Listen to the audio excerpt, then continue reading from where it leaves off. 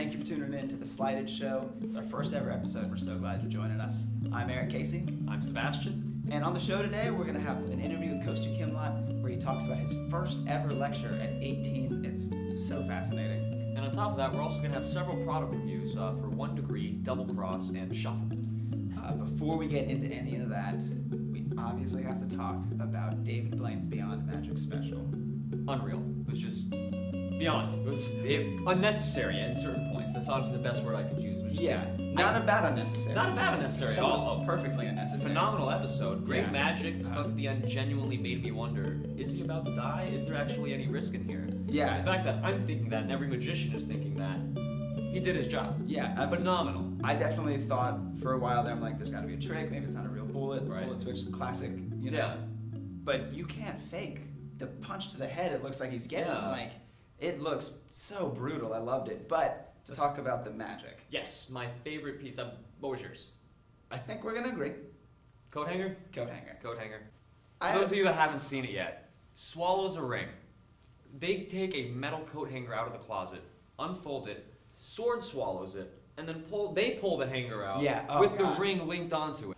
When Johnny Depp, that was fantastic. I loved his reaction, just being Phenomenal. like, okay, and just walking off, because I don't think I could react any other way than he did of just staring at it, being like, There's nothing to say at that that's point. a thing that just happened. I can't even, the rest of the magic, the frogs and everything is just, he's doing real magic. He's telling you how it works, and you're still watching it thinking, I love it. There's no way that's actually how it works. I love it. So I like to go online, look at people's reactions, and a guy on Twitter, which just made me laugh, said, JC31 said, David Blaine, you've been too much for me to cope with tonight, #I'm done. And he sent that 15 minutes before the special ended. So he didn't even see the ending. He didn't see the ending, which I think, I'm no evidence here, I'm just presuming. Right. I think he stopped watching because he thought he might see a guy die on TV, which I just think is kind of funny. Like, it's the fact that they believe. They believe. That's the important thing. Which is phenomenal that David Blaine is causing people to believe that real magic is either happening or that he's going to get shot in the face. Or that he's actually risking it. It's not a magic trick. I love it. Before we run out of time, let's dive right into Kostya's interview. So you're known now amongst magicians as, I guess, a creator and lecturer. I feel like you're very well known. I mean, in Orlando, it's obviously you're well known for the performance, but in magic, you were lecturing. When was like your first time lecturing? How was that? Yeah, I started lecturing, earlier than people say, like, kids don't need to be lecturing, you have to wait, like Vernon, wait forever until you're old enough to give the lecture. I didn't know any better. I was ignorant of my ignorance. And so all I wanted to do was to share what I knew. And so I wrote a set of lecture notes. I wrote a couple small notes when I was a teenager, but then 17, 18, wrote my first set of notes. Wait, 18? Yeah. It was the summer right after I graduated high school. Oh my gosh. I remember laying there in the hammock with my dog and thinking of all these ideas and coming to the house and typing them up for hours. And so I wrote this set of lecture notes. I had like 3 or 4 sets of notes, but then there's card work, card play, and then a lecture collection. And then I bought a Greyhound bus ticket. It was a student rate where for like $500 you could travel nonstop for 2 weeks. And I told my parents, hey, I want to go on the road. I emailed a bunch of magic clubs. Most of them said no. 5 of them said yes. And I got to visit New York. I got to visit Mike D'Souza in Philadelphia, Denny Haney in Baltimore, and Peoria, Illinois, Huntsville, Alabama. Totally random places. Yeah, that's not like a structured lecture tour nowadays. Is we're hit the East Coast, down. I didn't know any better. I had no clue. Ping-pong no one knew who I was. I don't even know why they said yes. Like, I know why Mike D'Souza said yes and Denny Haney said yes because they're historians and they're brilliant magicians and they support the future of magic. So they wanted this kid, to have an opportunity. But, the IBM clubs just took a chance on me and it kind of happened. But I enjoyed teaching. So when I was 14, I was into magic maybe like 9 months and I started an online newsletter teaching magic. Again, ignorant of my ignorance, best thing ever. I had 200 plus subscribers. At 14? Yeah, at 14, our largest was like 14 pages. It was called the Magic Express.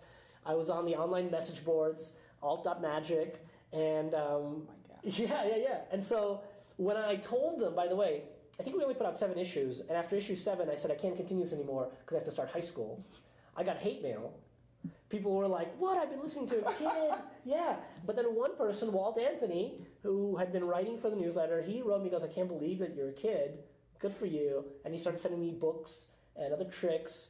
And he didn't send me magic books. He sent me Respect for Acting by Uta Hagen, the Tao Te Ching. Awesome.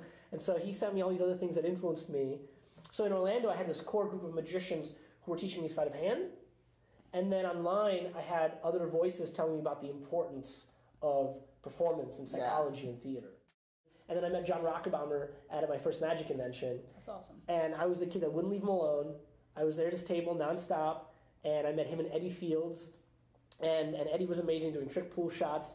And then John fooled me so bad, but he refused to share with me how he did 2 of the tricks. He taught me a bunch of other stuff. But 2 tricks killed me. And instead he told me when one of them was published. And he sent me on a 2-year journey searching for a book that was published in 1967. And it was the greatest gift he could have given me by making me work for it, by making me go on the search, because that search led me to so many other books and so many other things. So, he said that mystery is energy. And that's why a lot of us get into magic, because the mystery drives us to learn more. Some of the best advice, Bill Kalush told me this many years ago. He says, if you're going to do anything, just go and travel and meet the older magicians that won't be around for so long. And I think that's one of the best pieces of advice, because sure, there's plenty of knowledge on the internet and you can learn everything, but if you can still travel and go to the source and meet those people, they open up with you, they share with you, and that's how the real secrets pass down. No kidding. Thank you so much for taking the time to talk with me. Yeah, man. I loved it, and we'll definitely have you back at some other time. Pleasure. And if you enjoyed this conversation, if you want to get really, really in-depth, check out our podcast.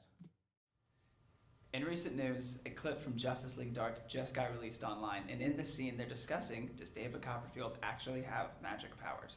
Which I find so inspiring that after all this time, David Copperfield is still the icon of magic. There's so many other magicians that are known right now, from America's Got Talent, Penn and Teller's Fool Us, but it's still David Copperfield that everyone comes back to, and that's just, it's incredible and inspiring that he's doing that, and I love it. On to the reviews, though. I have Shuffled here. You can get this from VanishingInk.com. Shuffled, if you haven't seen the demo, check it out.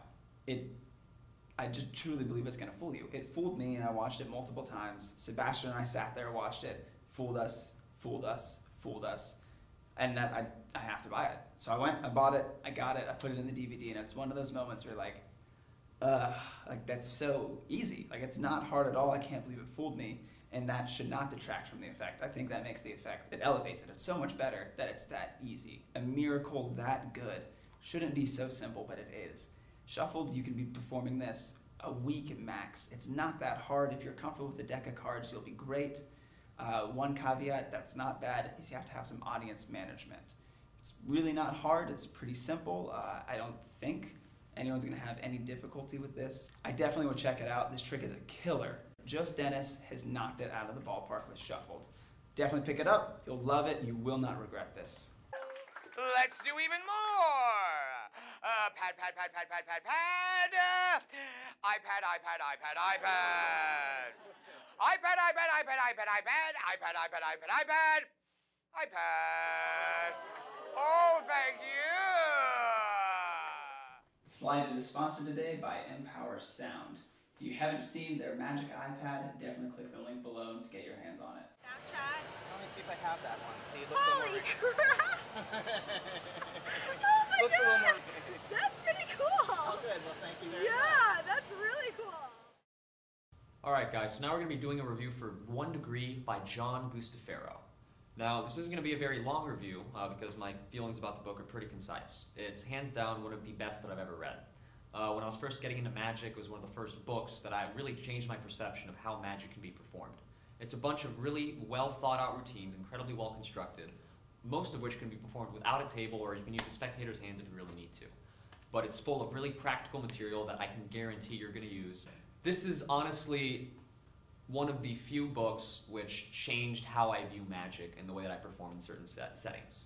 Just his thoughts. He also, on top of the incredible material that's inside this book, the routines which are really well thought out, there are essays about his approach to structuring a show, remembering material when you're doing walk around, because I don't know if you guys have ever come across that, where you're doing magic for friends and like after 2 or 3 tricks, you're like, oh, what am I going to do next?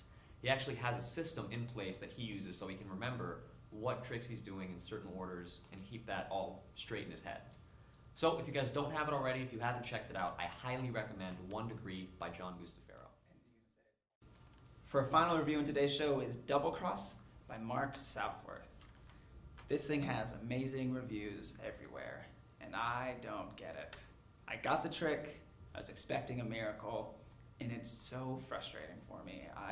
Watching the instructions, I followed it to perfection in my room multiple times, not even trying to hide the secret, and I still couldn't get it to work, like over and over, until finally I came up with a method that I could kind of do. Took it to the streets, tried it a couple times, and I just didn't like it. The vanish of the X never seems to be consistent with me, and I could not get the cleanup for the life of me to look smooth. And I just won't lie, I don't get it. I don't understand why the reviews are so amazing. Man? Yeah, go for it. I love this thing. It's awesome.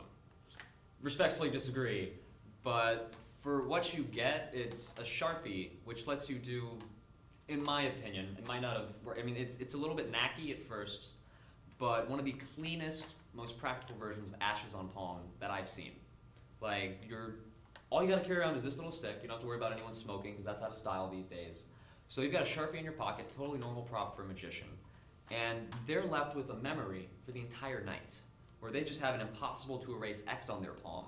And I did this for you yesterday. Yeah. It doesn't come off. It doesn't. I will say that's a pretty cool, unique tag that you put on that person. They're going to be thinking about you for easily the rest of the day, maybe even the next day. So just for that, I love it. The fact that it's so easy to carry around. And granted, the instructions that come with it, I don't perform the routine as it's described. I had to come up with my own handling. But if you're willing to put in the work to do that and think that over, this is an incredible investment. I highly recommend it. But with that in mind, it might not be for everybody, as we've just covered. Thank you guys so much for tuning in to our first show. Make sure you check us out on Instagram, Twitter, Facebook. I think we have... Basically, just follow all of our social media pages. Everything, all the links are below. Just follow everything. Yeah, just so you stay up to date on everything, because today on Instagram, we've got a contest going. You got a chance to win up to $80 worth of magic. Free magic. I guess you can't really beat that at all. It's possible. And then make sure you check us out next week. Ryan Schlutz is going to be here. He's going to be doing some book reviews. After that, Chelsea and I are going to be talking about different magic-related topics. And then after that... At the end of the month, I'll be reviewing several different decks of cards, just to let you guys know what's going on in the community. And that's a wrap. That's the first episode of Sleighted. We'll see you guys next week.